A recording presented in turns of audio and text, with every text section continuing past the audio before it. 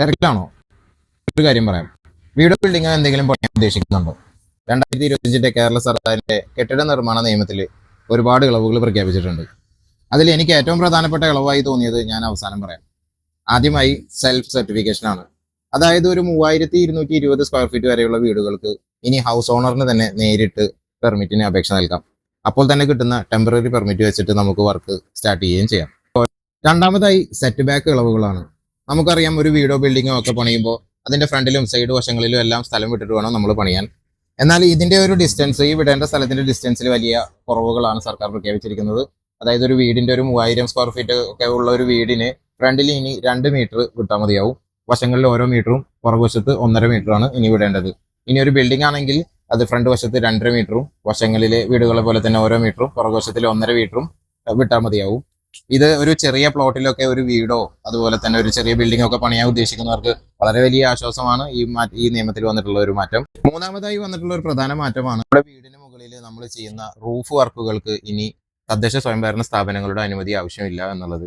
നമ്മുടെ വീടിനോട് ചേർന്ന് നമ്മൾ ഒരു കാർ ഷെഡ് പണിയുന്നതിനോ ചെറിയൊരു ഷെയ്ഡ് ഇടുന്നതിനോ ഒന്നും ഇനി ടാക്സോ അല്ലെങ്കിൽ ഫൈനോ ഒന്നും ഇനി ഉണ്ടാവാൻ പോകുന്നില്ല. മാത്രമല്ല, നമ്മുടെ വീടിന്റെ ഒരു സ്ക്വയർ ഫീറ്റ് മൊത്തത്തിൽ കാൽക്കുലേറ്റ് ചെയ്യുമ്പോൾ ഈ കാർ ഷെഡോ അല്ലെങ്കിൽ ഷെഡുകളോ ഒന്നും അതിൽ ഉൾപ്പെടുത്താനും പോകുന്നില്ല. സാധാരണക്കാർക്ക് ഏറ്റവും ഉപകാരപ്രദമാകുന്ന ഒരു ഇളവായി എനിക്ക് തോന്നിയ കാര്യമാണ് ഞാൻ അവസാനം പറയാൻ പോകുന്നത്.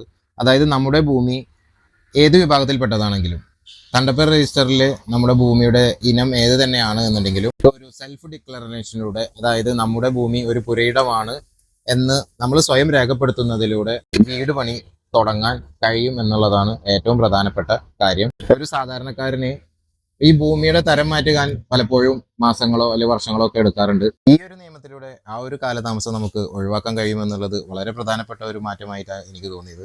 ഞാൻ ഇവിടെ സൂചിപ്പിച്ച എല്ലാ ഇളവുകൾക്കും അതിൻ്റെതായിട്ടുള്ള നിയമപരമായിട്ടുള്ള ലിമിറ്റേഷൻസും ഉണ്ട്. ഒരു സാധാരണക്കാരന്റെ വീട് എന്ന സ്വപ്നത്തിന് നിയമങ്ങൾ വിലങ്ങുതടിയാവരുത് എന്നുള്ള നല്ല ഉദ്ദേശത്തോടു കൂടിയായിരിക്കാം ഈ ഒരു നിയമമാറ്റങ്ങളെല്ലാം കൊണ്ടുവന്നിരിക്കുന്നത്. ഇത്തരത്തിലുള്ള നിയമപ്രശ്നങ്ങൾ കൊണ്ട് വീട് പണി തുടങ്ങാൻ കഴിയാതിരിക്കുന്ന നിങ്ങളുടെ അറിവിലുള്ളവർക്ക് ഈ ഒരു വീഡിയോ നിങ്ങൾ ഷെയർ ചെയ്ത് കൊടുക്കുക. നമ്മുടെ വീടുകളുടെയും അതുപോലെ തന്നെ ബിൽഡിങ്ങുകളുടെയും എല്ലാം വർക്കുകൾ വളരെ പെട്ടെന്ന് തന്നെ, അധികം കാലതാമസം ഇല്ലാതെ, കൂടുതൽ പേപ്പർ വർക്കുകൾ ഇല്ലാതെ പെട്ടെന്ന് തന്നെ തുടങ്ങാൻ സഹായകരമാവുന്ന തരത്തിൽ വരുത്തിയിട്ടുള്ള ഇത്തരം ഇളവുകളെയും മാറ്റങ്ങളെയും എല്ലാം കുറിച്ചുള്ള നിങ്ങളുടെ അഭിപ്രായങ്ങളും നിർദ്ദേശങ്ങളും എല്ലാം താഴെ കമൻ്റായിട്ട് അറിയിക്കുക. ഞാൻ ഇത്രയും നേരം പറഞ്ഞേക്കുന്ന വിഷയങ്ങളിലുള്ള നിങ്ങളുടെ സംശയങ്ങളും താഴെ കമൻ്റായിട്ട് അറിയിക്കുക.